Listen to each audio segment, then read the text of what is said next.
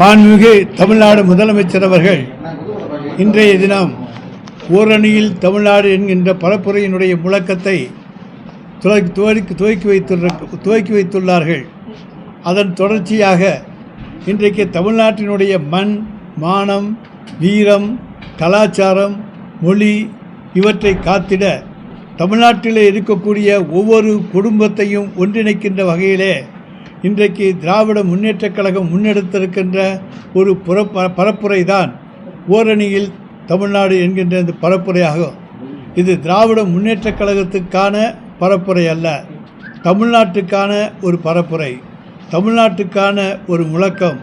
தமிழன் தன்னுடைய தன்மானத்தை இழந்துவிடக்கூடாது, மானத்தை இழந்துவிடக்கூடாது, கலாச்சாரம், பண்பாடு இவற்றையெல்லாம் விட்டுவிடக்கூடாது என்பதை ஒழுங்குபடுத்துவதற்காக, முறைப்படுத்துவதற்காக இன்றைக்கு ஒவ்வொரு வீடாக சென்று தமிழ்நாட்டில் இருக்கக்கூடிய அனைத்து வீடுகளுக்கும் திராவிட முன்னேற்றக் கழகத்துடைய பல்வேறு அணியினரும் சென்று ஒவ்வொரு குடும்ப தலைவரையும், அந்த குடும்பத்தில் இருக்கக்கூடிய ஒவ்வொருவரையும் நேரிலே சந்தித்து அவர்களிடத்திலே ஓரணியில் தமிழ்நாடு திரள வேண்டிய அவசியத்தினுடைய நோக்கத்தை எடுத்து கூறி, இன்றைக்கு ஒன்றிய அரசாலே நாம் எந்த அளவுக்கு வஞ்சிக்கப்பட்டிருக்கின்றோம், எதற்கெடுத்தாலும் தமிழ்நாடு வஞ்சிக்கப்படுகிறது, தமிழ்நாடு கோரிக்கைகள் இன்றைக்கு நிறைவேற்றப்படவில்லை, இன்றைக்கு கேட்டால் பெட்ரோலிய வரி உயர்ந்திருக்கிறது என்கின்றார்கள், கிடைத்திருக்கிறது என்கிறார்கள், ஜிஎஸ்டி வரி பல கோடியை தாண்டி விட்டது என்கின்றார்கள்.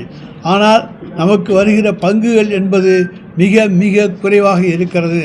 தமிழ்நாடு புறக்கணிக்கப்படுகிறது என்பதை வீடுதோறு எடுத்து சென்று பரப்புகின்ற அந்த பரப்புரையாகத்தான் இந்த ஓரணியில் தமிழ்நாடு என்கின்ற அந்த பரப்புரை முழக்கத்தை மாண்புமிகு தமிழ்நாடு முதலமைச்சர் அவர்கள் இன்றைக்கு தொடங்கி வைத்திருக்கிறார்கள். இன்றிலிருந்து 45 நாட்களுக்குள் நாங்கள் புதுக்கோட்டை மாவட்டத்தில் உள்ள அனைத்து வீடுகளுக்கும் சென்று ஒவ்வொருவரையும் சந்தித்து அவர்களிடத்தில் எங்களிடத்தில் தரப்பட்டிருக்கிற கேள்விகள், அது நாங்கள் திராவிட முன்னேற்றக் கழகத்துடைய உறுப்பினர்களாக அவர்களை சேர்ப்பதற்காக அந்த கேள்விகளை கேட்கவில்லை, தமிழ்நாட்டினுடைய தன்மானம் பறிபோய்விடக்கூடாது என்பதற்கான கேள்விகளை அவர்களிடத்தில் கேட்க இருக்கின்றோம். தமிழனுடைய உரிமையை நிலைநாட்ட வேண்டும் என்கின்ற அவசியத்தை அவர்களிடத்தில் எடுத்து கூற இருக்கின்றோம்.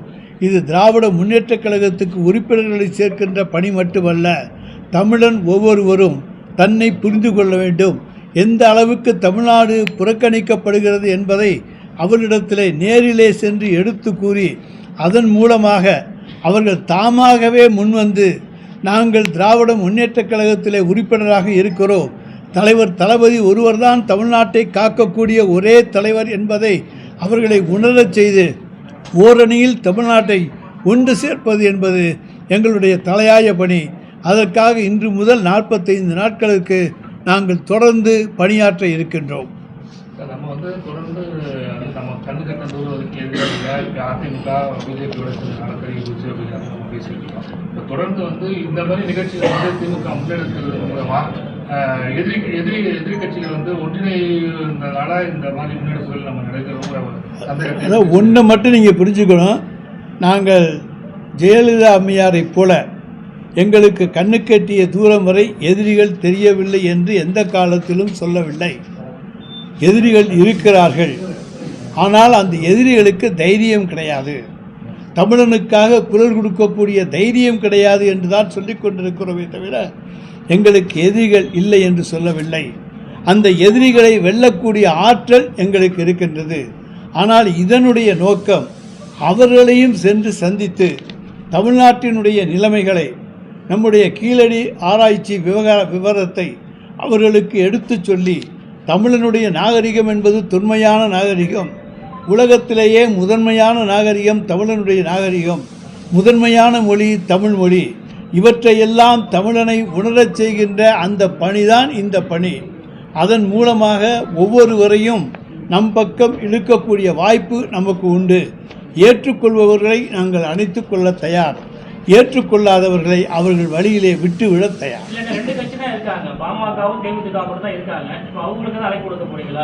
நாங்கள் அண்ணா திராவிட முன்னேற்றக் கழகத்தையும் பார்க்க போகிறோம், பாஜகவையும் பார்க்க போகிறோம், பாமகவையும் பார்க்க போகிறோம், தேமுதிகவையும் பார்க்க போகிறோம், மற்ற கட்சிகளையும் பார்க்க போகின்றோம். எனவே எல்லோரையும் சந்தித்து எடுத்துச் சொல்லப் போகிறோம். ஏற்றுக்கொள்பவர்களை நாங்கள் ஏற்றுக்கொள்ள தயார். இல்லை எங்களுக்கு இதற்கும் எங்களுக்கு சம்பந்தம் இல்லை, நாங்கள் ஒதுங்கிக் கொள்கிறோம் என்று சொல்கின்றவர்களை அவர்கள் விருப்பத்துக்கு விட்டுவிடுவோமே தவிர இது கட்டாயப்படுத்துகிற பணி அல்ல.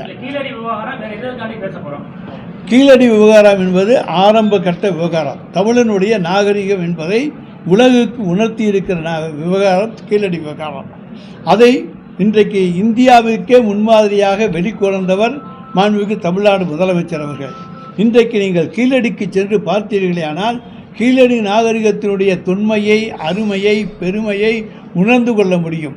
அதற்கு ஒரே காரணம் மாண்புமிகு தமிழ்நாடு முதலமைச்சர் அவர்கள். வேறு யாரும் அதற்கு உரிமை கொண்டாட முடியாது. எனவே தான் அந்த உண்மையான நாகரிகத்தை கொண்டு வெளிக்கொணர்ந்திருக்கிற தலைவர் எங்களுடைய மாண்புமிகு தமிழ்நாடு முதலமைச்சர் என்பதை எடுத்து காட்டுகின்ற நிகழ்வாகவும் இதை சேர்த்துக் கொள்கிறோம். அரசியல் சார்ந்து இப்ப நம்ம கூட்டணி கட்சியில் இல்லாதவர்கள் தவிர வேற யாரையும் அரசியல் சார்ந்து கூப்பிட வாய்ப்பு இருக்கா சார்? பொதுமக்களை சந்திக்கின்றோம், அரசியல் சார்பு உள்ளவர்களை சந்திக்கின்றோம், அனைவரையும் சந்திக்கின்றோம். இவரை சந்திக்கவில்லை, அவரை சந்திக்கவில்லை என்று யாரையும் விட்டுவிடவில்லை. 100 பேர் ஒரு இடத்தில் இருக்கின்றார்கள் என்று சொன்னால் 100 பேரையும் சந்திக்க வேண்டும். அவர்களிடத்திலே எங்கள் கருத்துக்களை சொல்லுகின்ற உரிமை எங்களுக்கு உண்டு. ஏற்றுக்கொள்வதும் கொள்ளாததும் அவர்களுடைய உரிமை. அதிலே நாங்கள் தலையிடவில்லை. ஆனால் இதிலே நியாயம் இருக்கிறது, திராவிட முன்னேற்றக் கழகத்தினுடைய பக்கம் நியாயம் இருக்கிறது, நீங்கள் எடுத்துச் சொல்வதிலே உண்மை இருக்கிறது என்று அந்த மக்கள் சொல்வார்களேயானால் அவர்களை நாங்கள் அணைத்துக் கொள்கிறோம், ஏற்றுக்கொள்கிறோம். மக்களையும் சந்திக்கிறீங்க. ஓரணியில் தமிழ்நாடுங்கிறது திமுக உறுப்பினர்கள் சேர்க்கவா, திமுக சாதனைகளை சொல்லவும், திமுகவினுடைய சாதனைகளை சொல்லவும், எங்களுடைய சாதனைகளை ஏற்றுக்கொண்டவர்களை உறுப்பினர்களாக சேர்க்கவும். இல்லை, நம்ம வந்து பாஜகவை வந்து உண்மையான ஆட்சியை வந்து செயல்படாத காட்டிட்டு இருக்கோம். இப்போ நம்ம ஓரணியில் தமிழ்நாடுங்கும் போது அதோட நீட்சி தான் இதுங்கிற மாதிரி நம்ம பார்க்கலாமா? அது எப்படி சார்?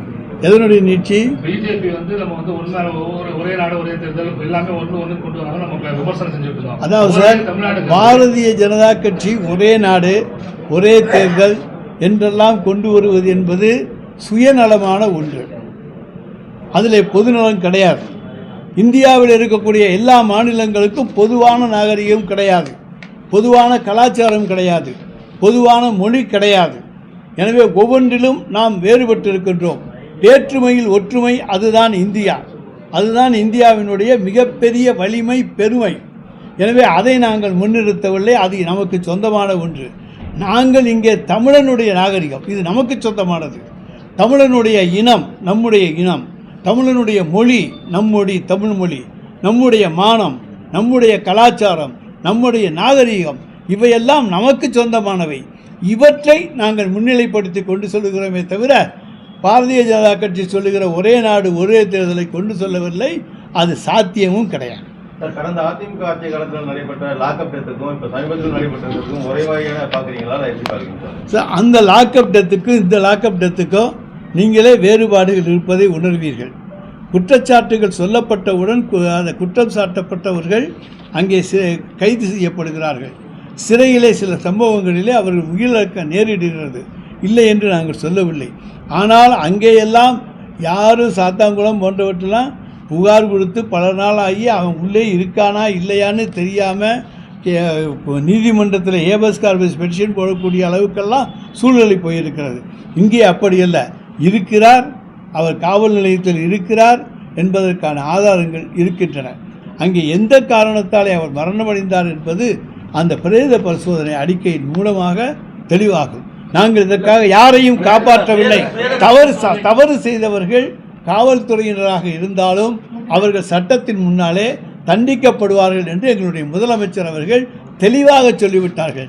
ஆனால் கடந்த முதலமைச்சர் அப்படி சொல்லவில்லை. எஃப்ஐஆர்ல வந்து வலிப்பு நோயால் இறந்ததா வந்து சொல்லியிருந்தாங்க. ஆனால் வந்து பிரேத பரிசோதனை முடிவு வந்துருச்சு. 10-15 இடத்துல காயம் இருக்குன்னு சொல்லியிருக்காங்க. இன்னைக்கு வந்து அவரை காவல்துறை வந்து அஜித்குமாரை தாக்குறதான வீடியோ வெளியாயிருக்கு.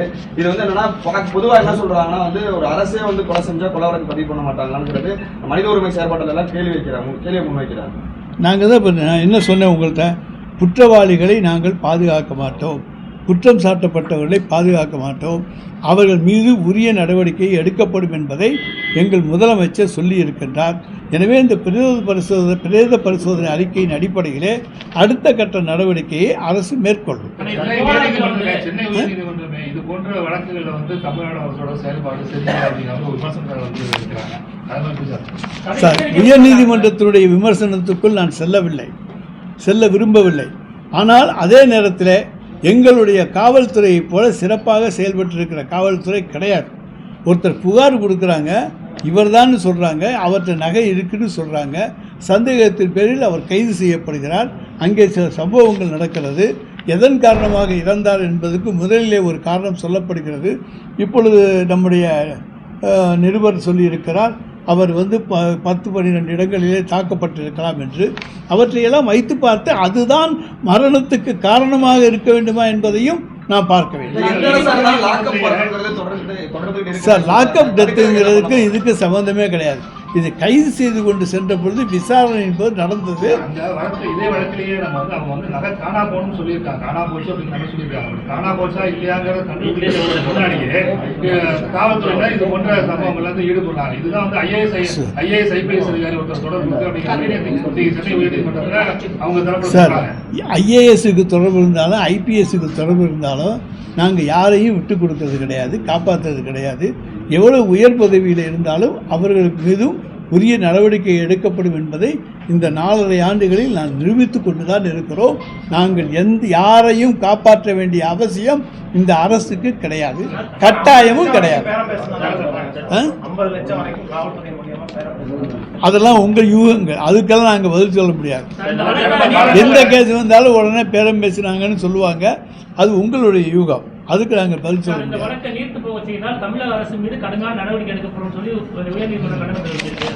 சார், நீர்த்து போச்சு, முதல் நாள் நடந்திருக்கு. இப்போ வந்து அடுத்த கட்ட நடவடிக்கை நடக்க போகுது. நீர்த்து போக செய்கிறதுக்கு என்ன வேலை இருக்குது? இப்படித்தான் அண்ணா பல்கலைக்கழக சம்பவத்தில் சொன்னீங்க, நீர்த்து போயிடும், ஒன்றும் இருக்காதுன்னு சொல்லி 5 மாதத்தில் நாங்கள் தண்டனை வாங்கி கொடுத்துருக்கோம். அதே போல் இதையும் 5 மாதம் 6 மாதத்துக்குள்ளே தண்டனை வாங்கி கொடுத்து நீதிமன்றத்தில் இந்த அரசு சிறந்த அரசு என்கின்ற பாராட்டுதலை நாங்கள் நிச்சயம் பெறுவோம்.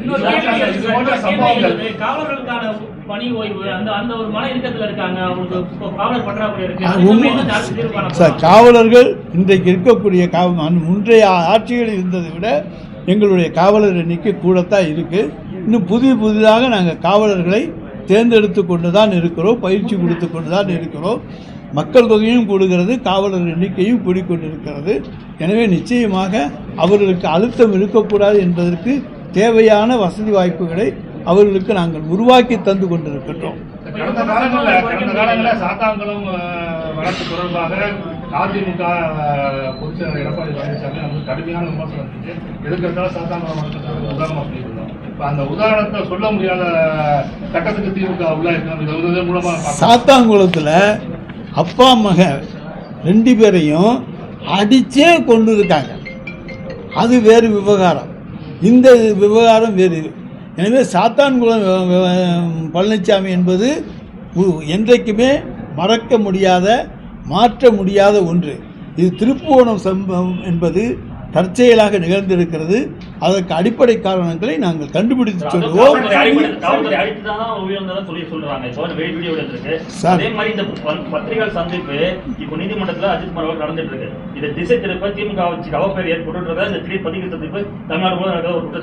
கிடையாது, இது ஏற்கனவே ஒரு 4 நாட்களுக்கு முன்னாலேயே திட்டமிடப்பட்ட ஒன்று.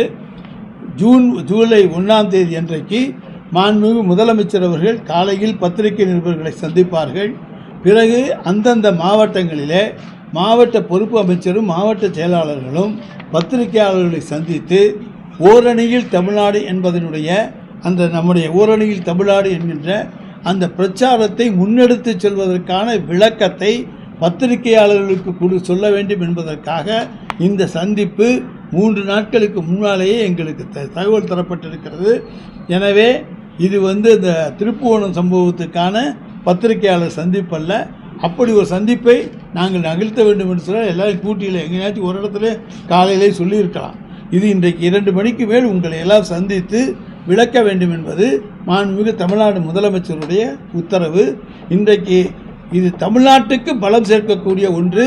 அதை அனைவரும் அனைத்து தரப்புக்கும் கொண்டு சேர்க்க வேண்டும் என்பதற்காகத்தான் இந்த பத்திரிகையாளர் சந்திப்பையே வைத்திருக்கின்றோம், ஊடகவியாளர் சந்திப்பையே.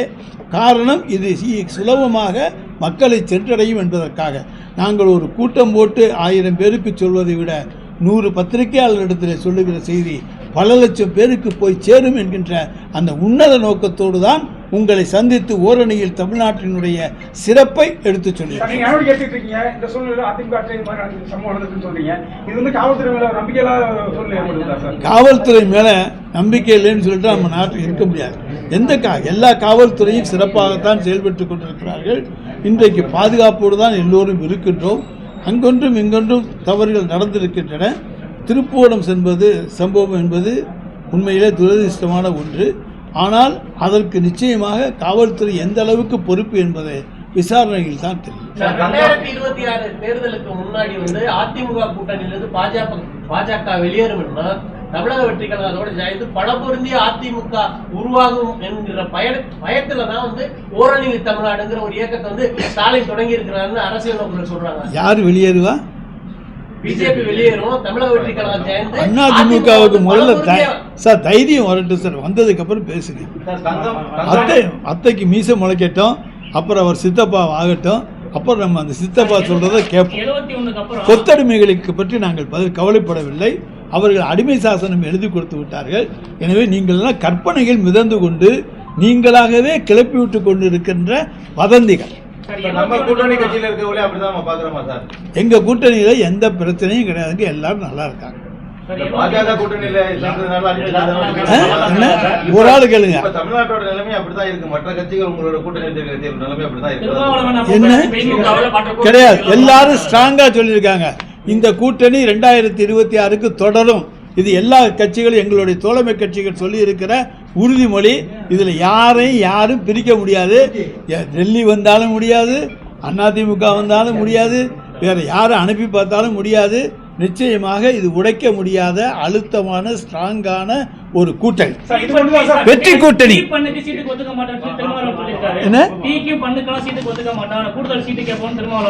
சார் எல்லாருக்கும் கருத்து சொல்ற உரிமை உண்டு, சொல்லியிருக்காங்க.